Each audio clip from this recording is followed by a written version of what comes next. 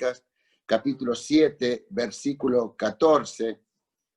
Si se humillare mi pueblo, sobre el cual mi nombre es invocado, y oraren y buscaren mi rostro y se convirtieren de sus malos caminos, entonces yo oiré desde los cielos y perdonaré sus pecados y sanaré la tierra. Fíjense que es un pasaje realmente precioso y tremendo, ¿no? Habla de humillación. ¿Quién es? Mi pueblo. ¿Quién es ese pueblo? Nosotros. Y en el cual invocamos el nombre. ¿Y cuáles son los pasos? Orar, buscar su rostro, ¿no? Y también dice que se convirtieran de sus malos caminos, ¿no? Quiere decir que es posible que pueda haber aún en nosotros malos caminos de los cuales necesitamos convertirnos.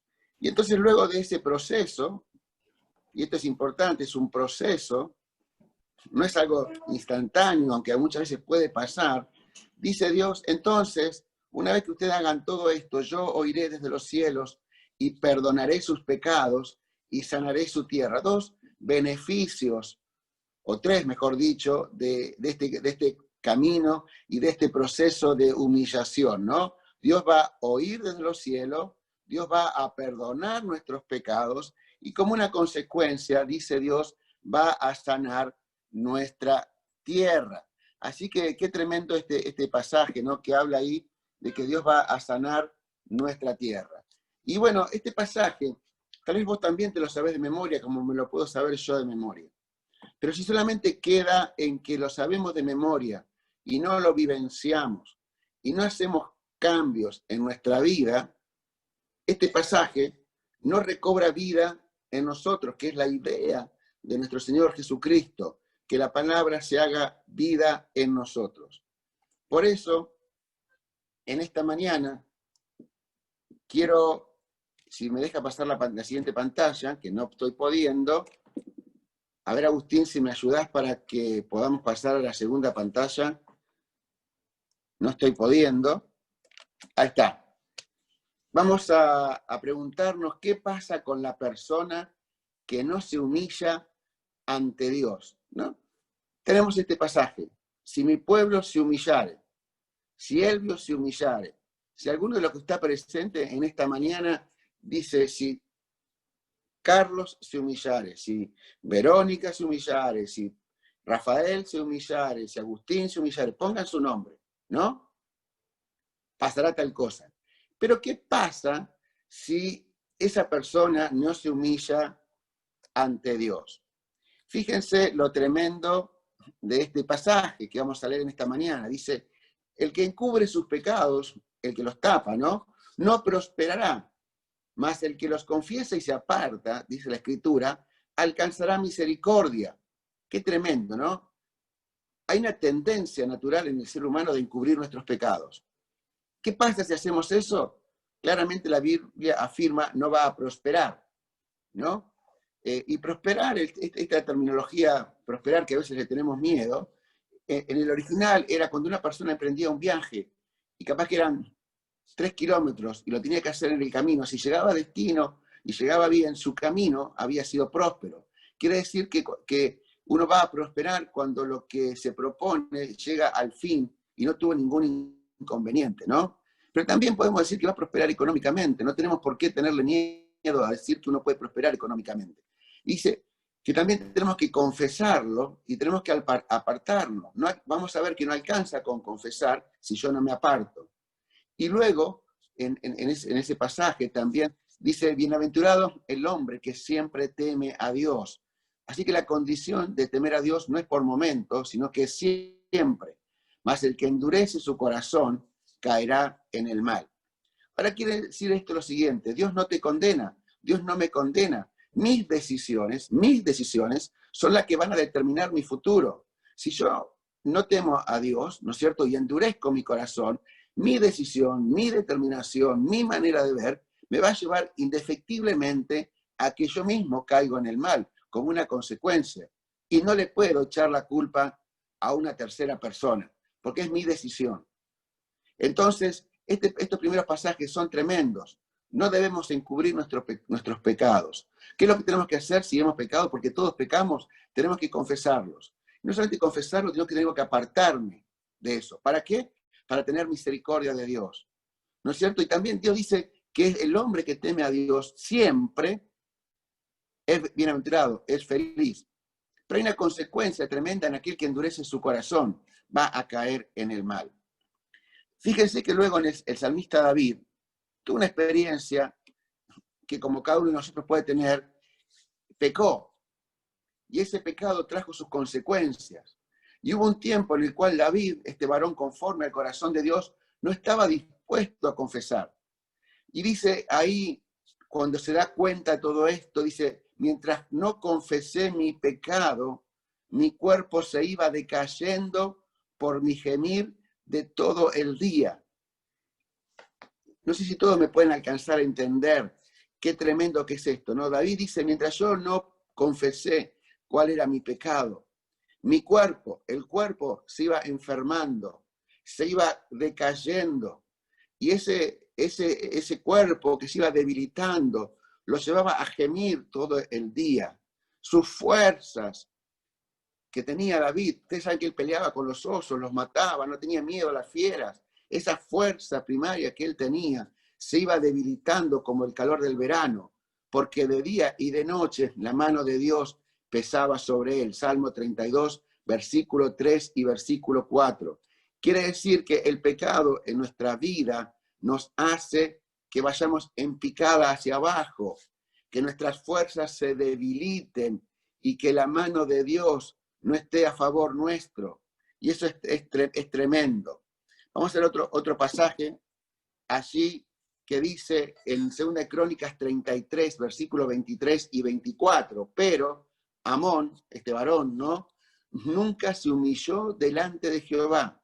No tomó este camino de humillación que debemos transitar, ¿no? Como se humilló Manasés, su padre. Y aquí hay una comparación. Siempre las comparaciones son odiosas, pero en la palabra usa esta comparación para ver lo que la decisión de un hombre, Amón, ocasionó, y la decisión de otro hombre, Manasés, que eran de la misma familia, pero eran padre e hijo, afectó.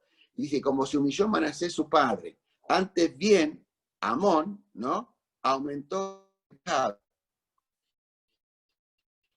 ¿Y qué pasó? Y conspiraron contra él sus siervos y lo mataron en su casa. Esto es tremendo. Los mismos sirvientes conspiraron y mataron a Amón. Y la consecuencia de esto fue que él no se humilló delante de Jehová. Él no reconoció el pecado suyo ni el pecado de su pueblo. Entonces, como el pecado siempre nos alcanza, el pecado de Amón también lo alcanzó y sufrió las consecuencias. Vamos a ver otro pasaje ahí en Crónicas también. Y dice en Crónicas 36, versículo 12 y versículo 13, e hizo lo malo ante los ojos de Jehová su Dios. Y se está refiriendo a Sedequías. ¿Y qué fue lo malo que hizo delante de Jehová su Dios? No se humilló delante del profeta Jeremías, que le hablaba de parte de Dios. Dios se había enviado a Jeremías para darle un mensaje a Sedequías. Pero Sedequías hizo como muchas veces hacemos nosotros, endurecemos nuestro corazón. Y cuando endurecemos nuestro corazón, entramos en una pendiente tremenda. Entramos en un camino tremendo, que a veces no nos damos cuenta al principio, pero luego sabemos que al fin produce un camino de muerte. Y dice que no se humilló delante del profeta Jeremías, que le hablaba de parte de Jehová, ¿no? Este varón de Dios le hablaba de parte de Dios. Dios te dice, tenés que hacer esto, esto, esto. Pero Sedequías, porfiado y rebelde, como muchas veces somos nosotros, no quería saber nada.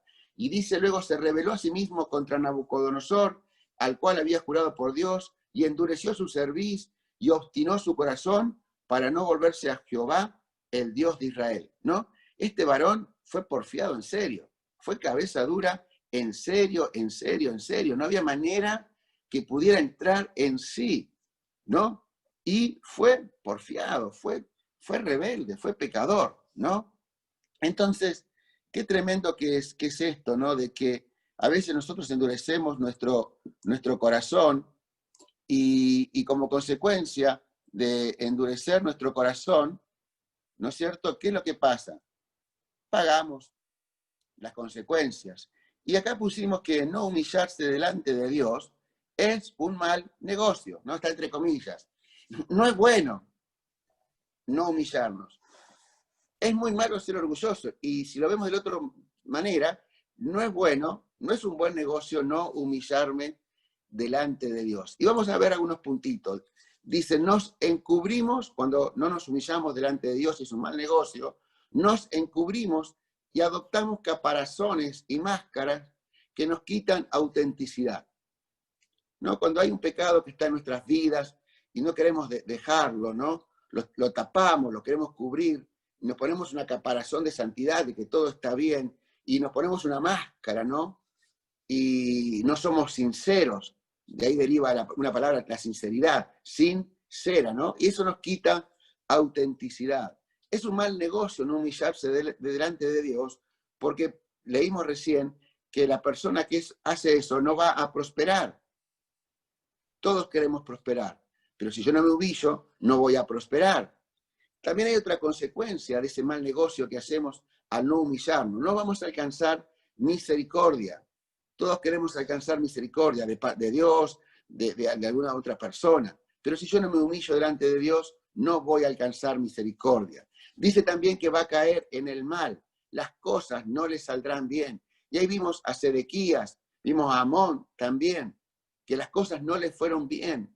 ¿Por qué? Porque el orgullo, la soberbia gobernaba sus vidas, ¿no? También vimos que nuestro cuerpo se va a enfermar, como se enfermó el cuerpo de David. Y no quiero decir que el 100% de las enfermedades tienen que ver con esto, ¿no? Pero la palabra afirma en muchos casos que esta consecuencia de nuestro orgullo hace que nuestro cuerpo se enferme, hace que nuestras fuerzas se debiliten. Imagínense David, que estaba acostumbrado a pelear con los animales del campo. Su padre lo ignoraba totalmente, y sus hermanos también. Y él estaba y peleaba. Y cuando luego se enfrentó a este gigante Goliat, le quisieron poner la vestidura de Saúl y le era re incómodo. Y él usó los elementos que habitualmente usaba, ¿no? Usó una piedra, pero él estaba acostumbrado a pelear, a que nada le hiciera frente. Entonces, ¿qué pasó? ¿Qué es lo que pasó? David se debilitó. Entonces, podemos decir también que cuando no nos humillamos delante de Dios, caemos en una decadencia espiritual. Quiero decirte con el temor de Dios y con el mejor de los respetos, es que muchos de nosotros hemos entrado en una decadencia espiritual. Y esa decadencia espiritual en la cual hemos caído y tenemos que salir rápidamente para que nuestro corazón no se endurezca, se basa en que en nuestras vidas todavía hay mucho orgullo, que en nuestras vidas todavía hay mucha soberbia, que en nuestra vida hay mucha autosuficiencia y que en nuestra vida hay mucha vanagloria.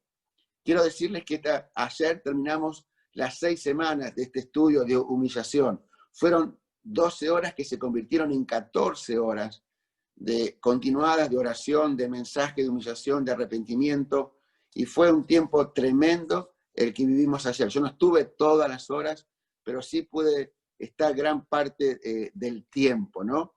Y llegamos a la conclusión, el equipo, de que el gran problema de la iglesia también es el orgullo, la soberbia, la autosuficiencia y la vanagloria, y que el camino es volver a reconocer nuestro pecado, nuestra maldad, humillarnos delante de Dios y hacer viva la palabra de Dios en nuestras vidas.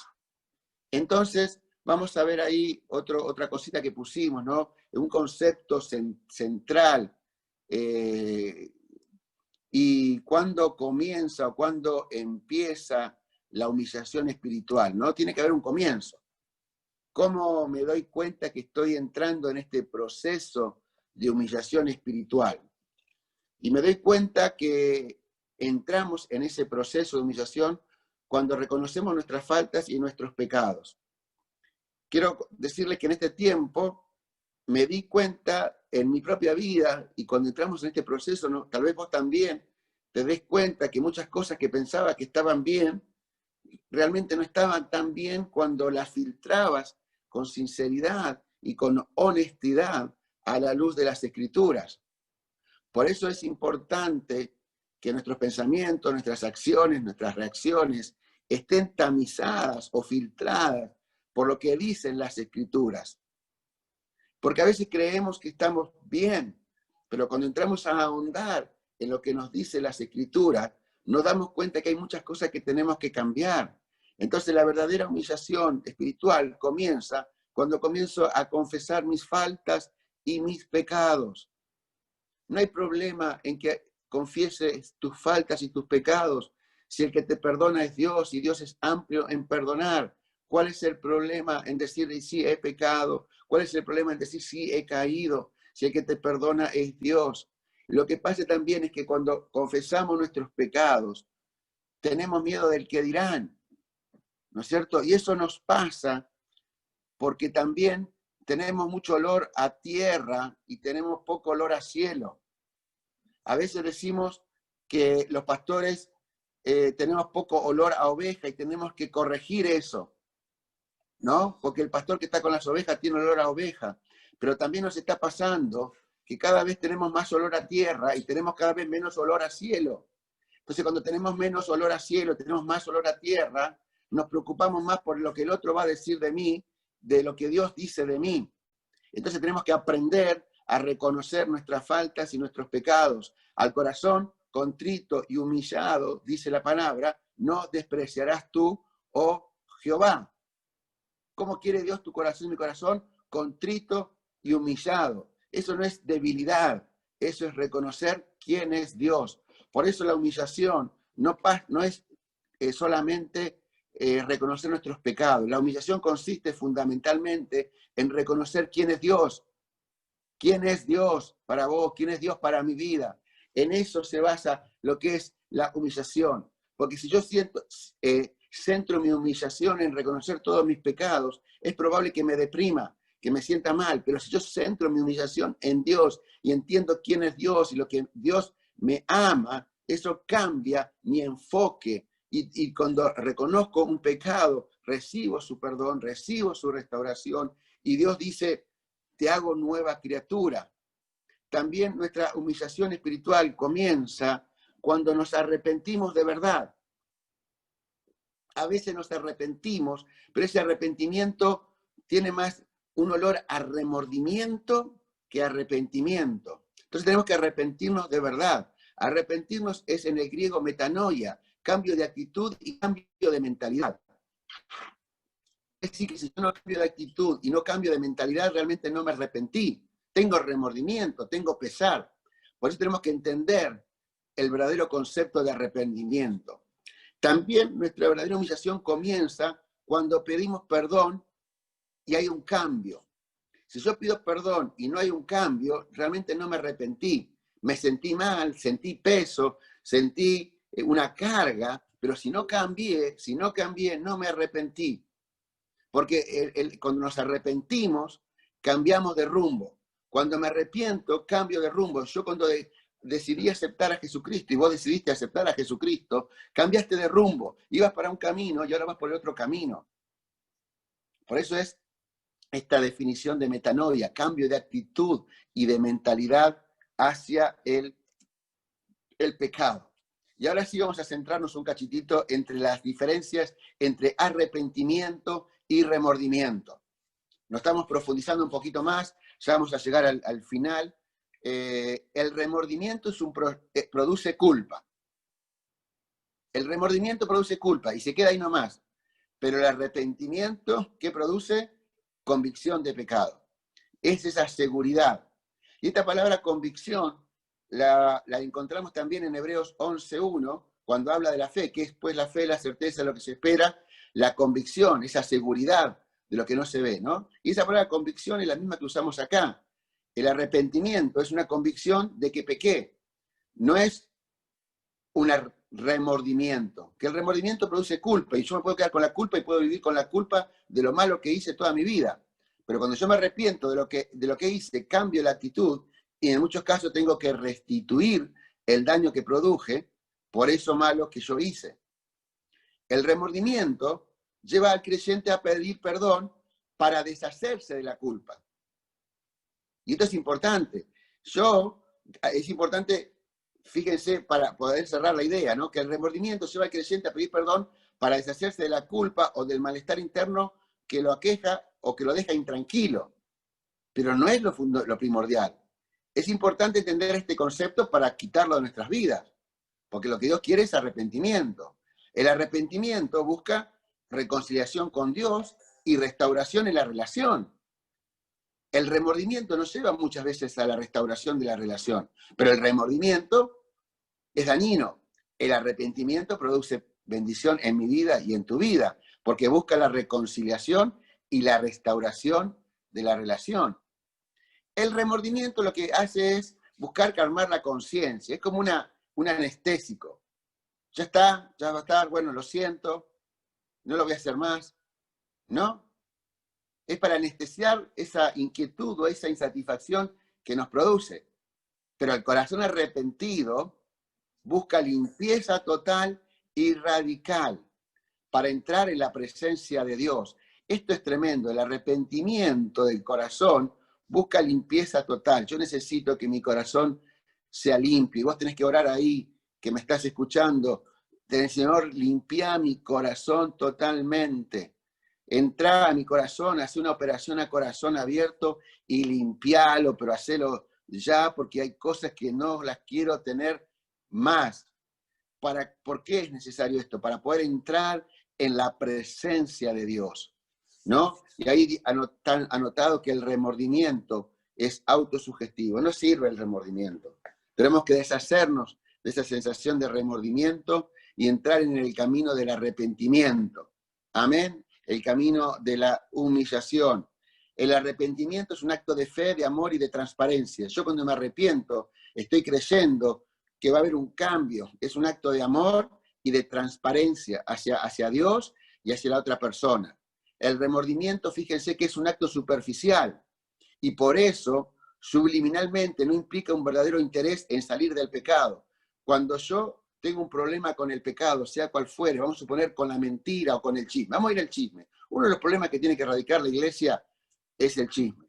Hay que erradicar el chisme, tenemos que ser sinceros y tenemos que erradicar el chisme. Entonces, cuando yo comparto un chisme y le pongo el marco de santidad, te lo comparto para que estemos orando y vos no orás, no es una oración, es un chisme. Entonces tenemos que llamar las cosas como son. Entonces, si yo me siento mal de eso es remordimiento, es superficial, pero lo que Dios quiere es que yo me arrepienta, y es un acto de fe, de amor y de transparencia. El arrepentimiento a mí me lleva a un firme propósito de salir del pecado. Si yo me doy cuenta que algo hice mal y tengo remordimiento, al tiempo voy a volver a caer en lo mismo. Pero si me arrepiento y quiero salir del pecado, la cosa es diferente. Ahora, puede pasarnos que realmente nos arrepentimos y como hay cosas que nos cuestan mucho, es difícil salir de ese pecado. Pero si hemos caído en pecado, dice la palabra que abogado tenemos para con el Padre a Jesucristo el justo, 1 Juan 2. Hay salida para el pecado. El remordimiento es algo urgente, momentáneo, pero el arrepentimiento es profundo. Quiere llegar el más allá. El remordimiento tal vez es algo más psicológico, más mental, pero el arrepentimiento es espiritual, produce un cambio espiritual. El remordimiento es un maquillaje basado en el hábito espiritual de pedir perdón. Fíjense esto, ¿no? Usa una palabra ahí que me llamó la atención, maquillaje. El remordimiento es un maquillaje que está basado en el hábito espiritual de pedir perdón. 70 veces se pide perdón y 70 veces se cae en el mismo pecado. Hay algo muy frecuente, ¿no? Sentir remordimiento no nos saca del pantano, al contrario, nos introduce más en él. Escuchen esto, sentir remordimiento no nos saca del pantano, al contrario, nos introduce aún más profundamente en él. El arrepentimiento nos convence profundamente de que el pecado nos destituye de la presencia de Dios. Cuando yo me arrepiento, es que me doy cuenta que el pecado me está separando de Dios. Como dice Isaías 59, capítulo 2, que no está anotado ahí, produce un abismo. Hay una separación. Vamos a usar una palabra que está muy de moda. Hay una grieta. Pero cuando yo me arrepiento profundamente de mi pecado, yo restauro mi relación con Dios. Y hay algo más profundo que vamos a hablar en otro mensaje. Hay que restaurar el altar. Tenemos que restaurar el altar de nuestras vidas. Quiero decirte que Dios nos ha mostrado, me ha mostrado que tenemos que restaurar el altar en nuestra vida. Tenemos el altar descuidado. Después, en otro mensaje vamos a hablar de esto. Pero hay que restaurar el altar en tu vida y en mi vida. Y ese altar ha sido afectado, ha sido debilitado, ha sido deteriorado por el pecado. Amén. Así que bueno, qué tremendo esto. Ya estamos terminando. Vamos a ver de nuevo si puedo cambiar de pantalla porque no me está dejando. ¿Algo pasó? A ver si Agustín me ayudas un cachitín.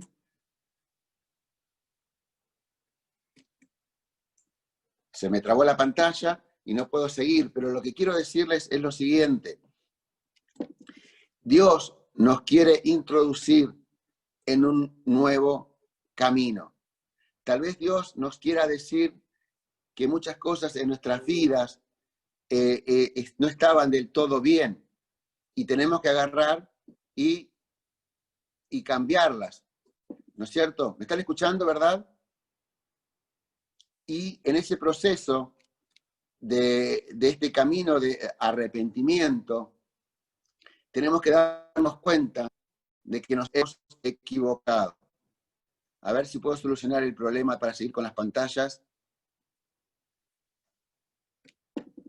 Y acá está. Gracias que pudimos. Gracias, Señor. Y acá, ¿qué es lo que nos impide humillarnos adecuadamente? Parece que esto es espiritual, ¿eh? Esto es profundo. Porque mire que estuvimos practicando desde temprano, que estoy con el PowerPoint, y justo que tenemos que tratar este tema, se traba la computadora. ¿Qué nos impide humillarnos adecuadamente? El orgullo. No tengas miedo en confesar que sos orgulloso. Yo soy orgulloso. Me di cuenta que en muchas áreas de mi vida soy orgulloso. Y tengo que aprender a humillarme. El orgullo no te conduce a nada.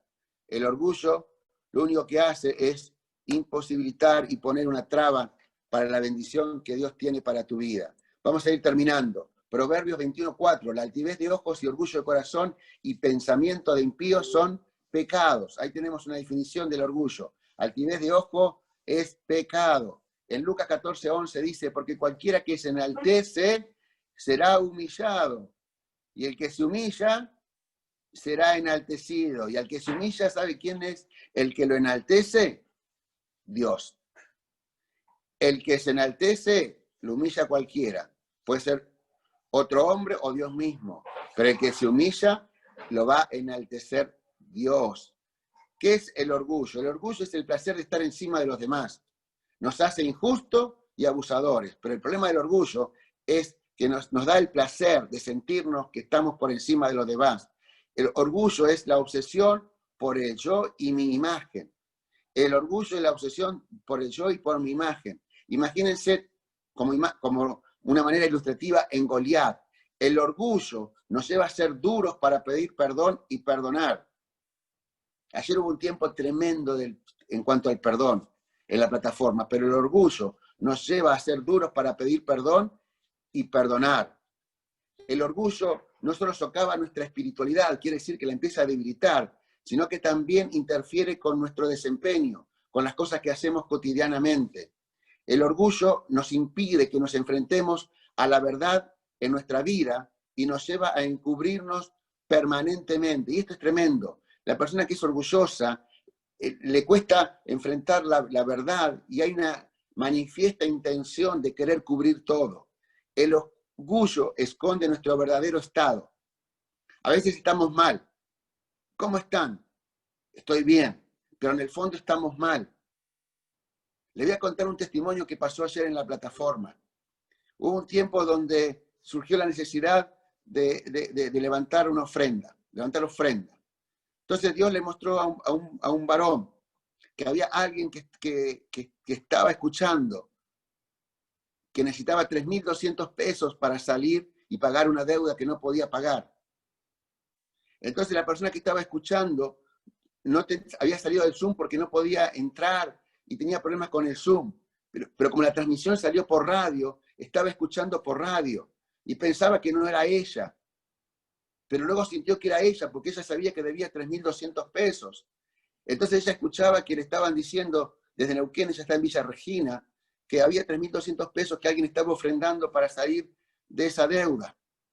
Entonces ella se comunica y la cuestión es que luego ella recibe los 3.200 pesos al rato en su casa para ir y cancelar su deuda. ¿Y sabe dónde estuvo la bendición? Cuando ella reconoció realmente que tenía la deuda. Porque en un momento pensaba, ¿seré yo? ¿No seré yo? ¿Será otra persona? Pero dijo, soy yo. Y al mediodía, eso fue a las 10 de la mañana, a las 2 horas, a las 2 horas de ocurrido eso, ella tenía los 3.200 pesos y pudo ir a pagar la deuda que tenía. Entonces dejó a un lado el orgullo, se humilló, reconoció y Dios la bendijo. El orgullo endurece nuestro verdadero, esconde nuestro verdadero estado, fabrica una máscara y nos hace ser hipócritas. El orgullo nos impide reconocer nuestros errores y esto malogra relaciones preciosas. A veces cuando hay orgullo afecta las relaciones interpersonales. Ya termino. El orgullo produce terquedad, altivez, soberbia, insolencia y arrogancia. Fíjese cuántas cosas hace el orgullo. ¿Por qué mejor no dejarlo de lado? ¿Qué hace el pecado del orgullo a nivel espiritual? Te lleva a la autosuficiencia. Salmo 10, versículo 4. El orgullo distorsiona nuestra visión. Fíjese qué tremendo. Distorsiona nuestra visión, endurece nuestro corazón y oscurece nuestro entendimiento. Cuando leo distorsiona nuestra visión, es lo mismo que yo me saco los anteojos, tengo la pantalla acá a 40 centímetros y no leo nada, es todo borroso. Me pongo los anteojos y puedo leer perfectamente. Y así pasa con el orgullo, distorsiona nuestra visión, nos impide ver las cosas como son, endurece nuestro corazón y endurece nuestro entendimiento, que es lo peor. El orgullo nos impide la humillación y el arrepentimiento verdadero. El orgullo endurece tu corazón y este obstruye nuestra capacidad de escuchar la voz de Dios. Si vos decís, yo no escucho a Dios, yo siento que Dios no me habla, ¿por qué no te pones a pensar y me pongo a pensar si tal vez no hay orgullo en mi corazón que me impide poder escuchar a Dios? Cuando somos orgullosos nos escuchamos más a nosotros mismos que a Dios o al otro. ¿Me entienden? Cuando somos orgullosos nos escuchamos más a nosotros mismos que a Dios o a los otros. Nuestra agudeza espiritual disminuye cuando hay orgullo. No podemos sentir a Dios porque el orgullo es tan grande que ocupa el lugar que debe ocupar Dios. El orgullo trae la caída, el desastre. Dice Proverbios 16, 18, antes del quebrantamiento es la soberbia y antes de la caída es la altivez de espíritu. Entonces, quiero decir lo siguiente, si estás montado sobre el caballo del orgullo, hay un momento que te vas a caer y me voy a caer y va a ser tremendo eso. El orgullo trae ojos altivos y nos vemos superiores a los demás. Si sentís que tenés la inclinación de verte mejor que los demás, tenemos que analizar, me tengo que analizar que tal vez el orgullo ha ganado mi vida. Entonces vamos a terminar, ¿qué es lo que tenemos que hacer si esta mañana Dios nos ha mostrado que somos orgullosos? Piense cómo el orgullo le está robando la felicidad con los seres queridos. Eso es tremendo. Evaluemos cómo el orgullo está afectando mi vida espiritual y su relación con Dios. El orgullo indefectiblemente afecta mi vida espiritual y mi relación con Dios y por lo tanto mi relación con el prójimo. Pensemos en cuántas veces el orgullo está destruyendo lo que durante tanto tiempo nos ha costado y con tanto esfuerzo hemos alcanzado. Porque es que alcanzamos cosas y después nos creemos y nos volvemos orgullosos y esas cosas las perdemos. Y la pregunta fundamental en esta mañana, ¿cómo se manifiesta el orgullo en tu vida? ¿Cómo se manifiesta el orgullo en mi vida? Ahora vamos a tener un tiempo de oración y de confesión de este pecado del orgullo. Tenemos que rechazarlo en el nombre de Jesús en oración y echarlo fuera de nuestra vida. Y debemos clamar a Dios para que nos llene de humildad. Así que en esta mañana yo quiero decirte lo siguiente. Quiero poner una canción para ir terminando. Perdónenme que me extendí un poquitito en esta mañana, pero entiendo que el tema lo ameritaba. Vamos a poner una canción ahora en pantalla, que es una canción de una oración del Salmo 51. Y ahí en tu casa donde estás, y amigos y amigas que nos estás escuchando por medio de Facebook, o nos vas a ver luego por YouTube, quiero decirte que hay esperanza para tu vida y para mi vida. Y vamos a escuchar esta canción y dejar que el Señor nos ministre. Es una canción del Salmo 51. Ahí donde estás, cerremos nuestros ojos, oremos al Señor y pidamos su guía y su bendición y su dirección. Oh, mi Dios, borra mis rebeliones, lávame. Ten piedad, no mires mis pecados, límpiame. Lávame más y más de mi maldad. Olvídate de mis pecados. Oh, mi Dios, borra mis rebeliones, lávame. Ten piedad, no mires mis pecados, límpiame. Lávame más y más de mi maldad. Olvídate de mis pecados. Porque yo reconozco que mi rebelión y mi pecado está delante de mí. Contra ti he pecado, solo contra ti, y he hecho lo malo ante tus ojos. Purifícame con hisopo, y seré más que la nieve. Purifícame con hisopo, blanco seré.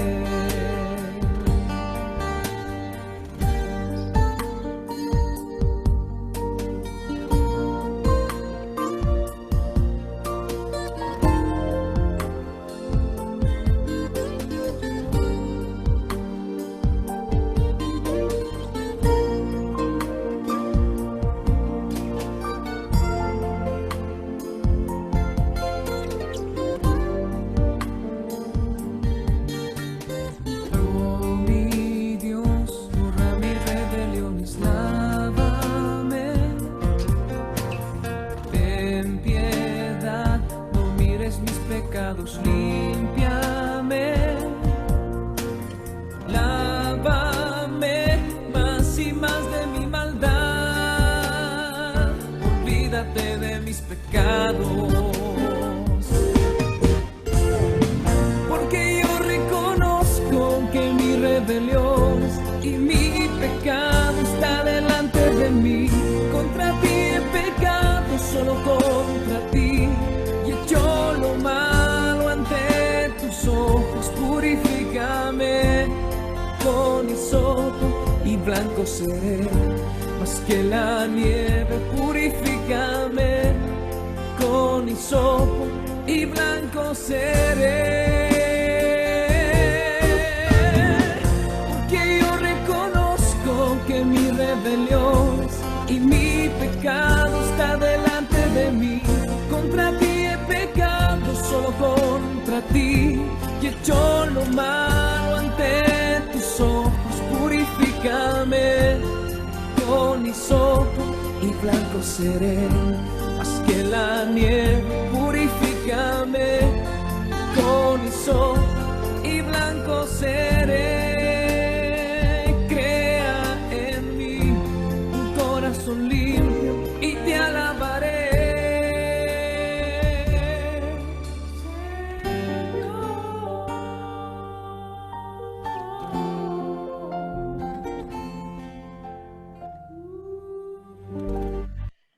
Bien, hemos llegado a este momento de la canción y quiero orar para darle lugar al resto de la reunión. Sepan disculpar que me excedí en el tiempo y qué bueno poder orar, qué bueno es poder presentarnos delante de Dios. Señor, en esta mañana estamos aquí en tu presencia, reconociendo nuestro orgullo, reconociendo nuestro pecado. El desafío es: si mi pueblo se humillare, sobre el cual mi nombre es invocado, y queremos humillarnos. Y dice, y oraren. Estamos haciendo eso, estamos orando. Y estamos buscando tu rostro. Tú dices, sanaré su tierra, perdonaré sus pecados. Y eso es lo que quiero para cada uno de mis hermanos y para mi vida también. Y para aquellos que hoy están escuchándonos, tal vez por primera vez, por medio de las redes sociales. Quiero decirte de parte de Dios que hay esperanza para tu vida y hay esperanza para mi vida. Que el Señor nos ama profundamente. Y si nos corrige es porque el Padre nos ama. La Biblia dice, Dios nos ama y nos disciplina. Y si fuéramos sin disciplinas, ya no seríamos hijos, sino que seríamos bastardos. Así que si te has sentido disciplinado y te has sentido tocado, yo quiero que vos puedas entender en el nombre de Jesús el amor del Padre para con tu vida y para con mi vida. Oramos en el nombre de Jesús. Amén, amén y amén. Y con esta oración vamos a cerrar nuestra transmisión de Facebook Live y de YouTube. Agradecerte por habernos acompañado en esta mañana y esperamos poder encontrarnos nuevamente con los que nos están por las redes sociales el domingo que viene. Así que un hasta pronto. Nosotros vamos a seguir nuestra reunión interna con anuncios, pero queremos darte gracias por habernos acompañado en esta mañana. Que Dios les bendiga mucho.